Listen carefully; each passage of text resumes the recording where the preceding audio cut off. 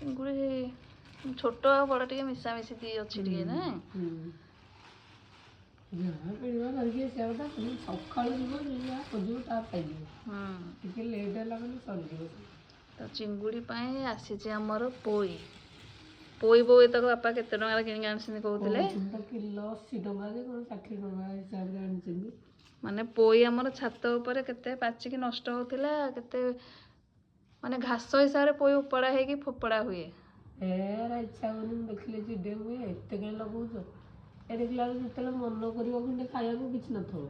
ଏଇ ଶୀତ ଦିନିଆ ପୋଇ ଗୁଡ଼ା ଟିକେ ଭଲ ବାସ୍ନା ହୁଏ ମଞ୍ଜି ଫଞ୍ଜି ହବ ଟିକେ ଭଲ ଲାଗେ। ଘାଣ୍ଟ ଫାଣ୍ଟ ଶୁଖୁଆ ଫୁକୁଆ ପକେଇକି କରିବା।